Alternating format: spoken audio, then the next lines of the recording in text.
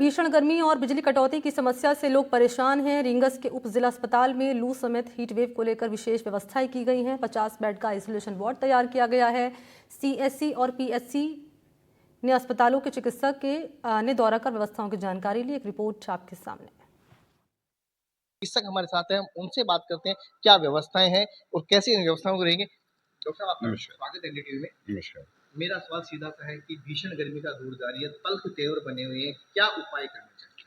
भाई हमारे यहाँ गर्मी के लिए स्पेशली हमारे आपदा प्रबंधन का कॉटेज बना हुआ है, जिसके अंदर हमारे 30 से 40 बेड हैं जो हमने यहाँ रखे हुए हैं।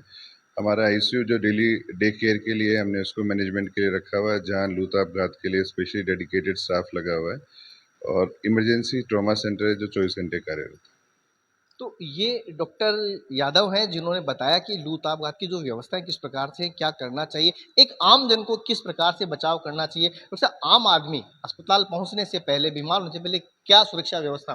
देखिए, जब भी गर्मी होती है तो बॉडी का टेम्परेचर बढ़ जाता है, उससे अपनी बॉडी का प्रोटीन है उसकी शेप चेंज होने लगती है और डीनेचर्ड हो जाता है। उससे बचने के लिए हमें अपनी बॉडी का टेम्परेचर लोअर करना पड़ता है। तो सबसे पहले अगर टाइट कपड़े हों तो अपने को कपड़े खोलने चाहिए और ठंडी हवा के प्रबंध करना चाहिए। आइस जो है उसको अपने आसपास अपने कपड़ों के चारों तरफ ये ठंडा माहौल है वो रखना चाहिए। और दूसरा, अपने तिरपाल जिसको कहते हैं उसके अंदर अगर लिटा के अगर हवा के अंदर प्रबंध करें तो उससे फायदा होता है।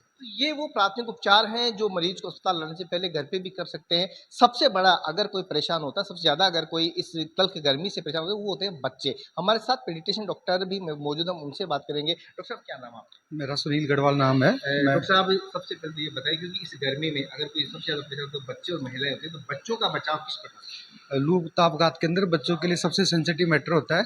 बच्चों को डिहाइड्रेशन से बचाने के लिए कुछ घर के उपाय करने चाहिए। ढीले कपड़े पहनाने चाहिए। बच्चों को बार बार पानी पिलाते रहना चाहिए कि बच्चे को पानी की कमी ना रहे।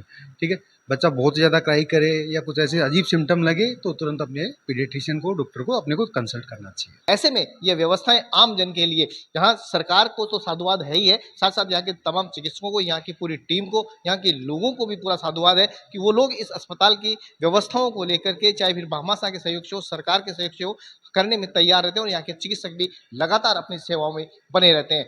अब देखना होगा कि ऐसी व्यवस्थाओं को देखकर, जहां इस अस्पताल को देखने के लिए बाहर से सीएससी और पीएचसी के डॉक्टर्स भी आते हैं, चिकित्सक भी आते हैं और यहाँ की व्यवस्थाओं को देख करके अपने यहाँ सुधार करने की कोशिश करते हैं। ऐसे में यह अस्पताल एक मॉडल अस्पताल बनता है और सरकार इस अस्पताल के लिए और क्या व्यवस्थाएं करती है, क्योंकि यहाँ बताया गया है कि अभी तक रेडियोलॉजिस्ट की कमी है, कब सरकार वो पूरा करती है। सहयोगी शरण के साथ बीएल स्रोत, एनडीटीवी, रींगस। और ज़रा बात कर लेते हैं बुलेटिन में अब भीषण गर्मी की। चूरू से खबर है, ज़िले में पारा पहुंच चुका है 45.8 डिग्री पर। रात का तापमान है 1.8 डिग्री बढ़ोतरी के साथ 31.4 पर पहुंच चुका है।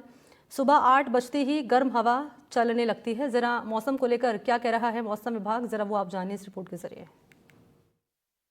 धार का द्वार कहे जाने वाले चूरू में इन दिनों प्रचंड गर्मी पड़ रही है। गर्मी का आलम ये है कि चूरू के अंदर इस समय सुबह नहीं, सीधी धूप होती है, सीधी दोपहर होती है, क्योंकि चूरू के अंदर जैसे जैसे दिन चढ़ता है वैसे वैसे तापमान बढ़ता है। चूरू में इस समय गर्मी ने हाल बेहाल कर रखा है। ऐसे में राजकीय अस्पतालों में भी विशेष व्यवस्थाएं की गई है। आप मेरे पीछे देख पा रहे होंगे, पर वार्डों के अंदर कूलर हैं, एसी हैं, वो लगा रखे हैं। ये हीट वेव रिजर्व वार्ड है पुरुषों का, इसके अलावा महिलाओं का अलग वार्ड है। इसके अलावा भी अन्य वार्ड हैं वो यहाँ पर प्रशासन की ओर से बनाए गए हैं। लेकिन गर्मी है चूरू में इस समय जबरदस्त पड़ रही है, प्रचंड पड़ रही है। आप देख पा रहे होंगे पंखे हैं वो यहाँ पर चल रहे हैं और कई वार्डों के अंदर एसी भी यहाँ पर लगाई हुई है, कूलर है, आप देख पा रहे होंगे चल रहा है। यहाँ पर कुछ लोगों से भी हम बातचीत करने की कोशिश करेंगे और जानने की कोशिश करेंगे आखिर किस प्रकार से व्यवस्थाएं की जा रही है या फिर व्यवस्थाओं संतुष्ट है या नहीं है।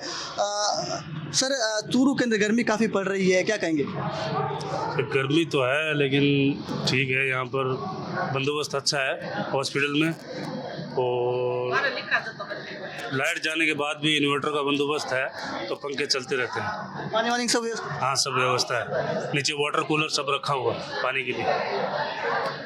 जी, कूलर का चालू है क्या? हाँ, चल रहा है, कूलर चल रहे हैं, पानी की व्यवस्था अच्छी है ना, माइन के लिए एकदम अच्छा है। और 12 किसी गर्मी पड़ रही है? 12 तो गर्मी है ही, अभी का तो क्या इलाज है, 12 तो है ही। हालत खराब हो रही है, 12 तो हालत खराब ही हो रही है। तो गर्मी है वो काफ़ी पड़ रही है, लेकिन यहाँ पर व्यवस्थाएं अस्पताल की ओर से की गई है।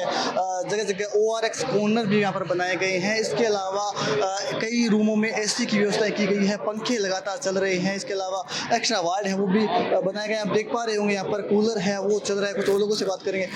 सर, गर्मी को लेकर व्यवस्थाएं ठीक है? कूलर पंखे चल रहे हैं? हाँ सर, सब चल रहे हैं, फुल चल रहे हैं। और बाहर कैसी गर्मी पड़ रही है? बाहर तो तकड़ी पड़ रही है, गर्मी बहुत तकड़ी है। अच्छा, बाहर क्या खाना पसंद कर रहे हो आप गर्मी से बचाव के लिए? राबड़ी छाछ?